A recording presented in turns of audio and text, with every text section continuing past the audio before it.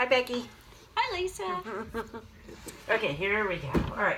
So we did a follow-up thing via text message, and we talked about how you have never been told by a doctor you probably have Hashimoto's disease, Right. but that you did have an immune disease, but you figured it probably was Hashimoto's. Right. But it's amazing to me, and we're finding out more and more with in our classes and stuff that the doctors think they know, they don't. The nutrition part of it, Right. they don't know probably as much as they should, or do the research to find out. Exactly. And we figured out that the arthritis was probably due to the immune disease, probably the IBS, the depression, all of that.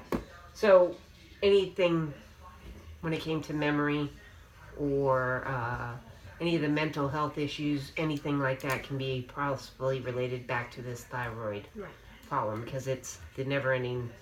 Well, it's right there, so. Yeah, it's all the hormones, and it's when your body runs out of hormones, and if they're out of whack, and that you had recently lost the 12 pounds. Yep. Because they changed your My meds. medications and stuff like that. So that's cool. So that's good. We talked about some of the water. Yeah, water. And I was talking to you more about trying to do the keto. And so just baby steps right now on doing things. Because I don't think it's necessarily... There's things that you're gonna, you'll figure out more as we go along, like what the anti-inflammatory diet's probably one of the ones where it's more the raw vegetables, or not raw vegetables, but more the vegetables. Anything with high fructose corn syrup, you pretty much, like even simple things like being able to switch to, I've started doing tea during the week. If I know I don't have to sit in class, where I have to sit there and really, I've switched to just doing tea with the stevia.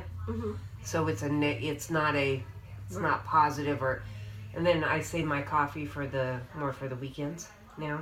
So that was like one of the baby steps I've kind of started. That might be something I could do. Because it's different when it's more this, I think, than the caffeine part of it. It helps, but if you don't have to sit, which going to school 4 days a week, you're not sitting, so you're not like falling asleep in class. Except for front of the house. Yeah. So, but anything that you're not going to be just sitting down. Right. Because you found it's probably easier to stay awake when you just get up in the morning and just walk. You do stuff. Yeah. So, but I did goals for Becky. Cool. So I have a big thermos thing, and that's what I do. My water, and I can tell in just the inflammation of retaining water that if I don't do water, then it just I start retaining more and more. Okay.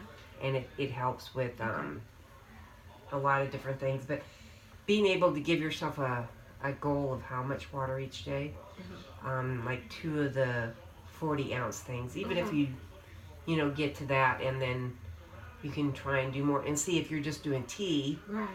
That helps without. Right. Okay. Because we know we love our foo-foo creamer stuff. Yeah, we do. Yes, we do. It does have that high fructose sugar. I know. That's my last one that I really got to get. And then we're trying for the 10,000 steps a day. Right. And that could be as simple as parking on the other side of the school and walking, and like today I wasn't even close, but this weekend we walked around Edenton, and we were purposely trying to get our steps. This is where I want to ask for something. Yeah. And then anything that's prepackaged, we're going to try and get rid of, I have been doing better with this. Yes, you're becoming a chef now. I am doing better with this. So the prepackaged stuff, we don't need to do as much of. Right. There's, of course there's some things that are just so time consuming that, cheating a little bit, and then adding a bunch of fresh stuff in the end is. And it goes back to when you go grocery shopping, try and stay on the outside aisles. Right. You know, anything on the outside. In the menu, shop for the menu. Yeah. Yeah, and the menu's great. I got a little, I'm trying to figure out, I did it at school today, and there were three different day menus. But the fasting. Okay, so I've tried to, and I'm slowly coming around to it. Mm-hmm. And it's your body runs on carbs. Right. It likes carbs. If you get rid of more of the carbs, then it starts going into more of the fat and the proteins and stuff. A good way to do this is to do the fasting. Like, I can't fast for a whole day. It's just not going to happen. I mean, if you're like really dedicated, like, that's awesome. But if you can just eat in an 8-hour window, you start going into that keto. Okay. Obviously, trying to reduce the carbs. Our body technically doesn't need it.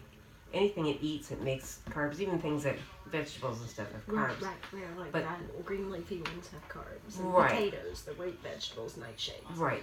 But our body doesn't really actually need carbs. I know, but they're so good. I know they are good. I know. And I'm trying to do better in being selective on, okay, I know that mashed potatoes have a lot of carbs. So if I try and switch out with squashes and things like that, cauliflower mash. Yeah. Which is really good on shepherd's pie. Yeah, that's a really good idea. It's and see, that would be great with keto and stuff like that.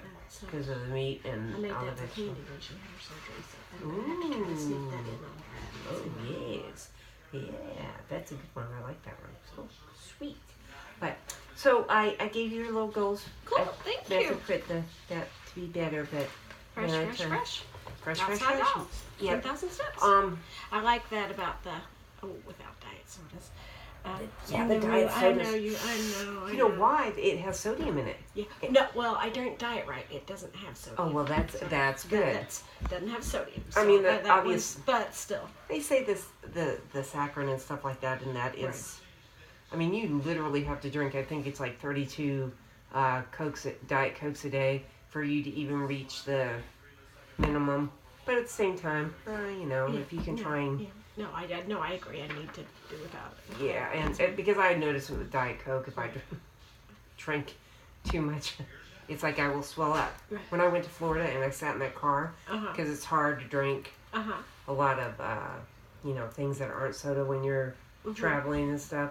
And my feet, I've never had a problem with my feet swelling up, and they swelled up like a friggin' I'm definitely going to try to do that with a container and have my goal. Yeah, because you see it. Right. Even... I figured out that even if I take it in the car with me, I keep it open, I set it on my leg, and it's probably not but you keep it open, and then by the time you get from here to school, I have to drink this much. And then on the way home, I fill it up again, and then I drink this much coming home. Yeah, that's really good, thank you. So, yeah. Okay, cool. All right, well, I will see you next week, and we'll find out, see some more stuff. So say bye. Bye.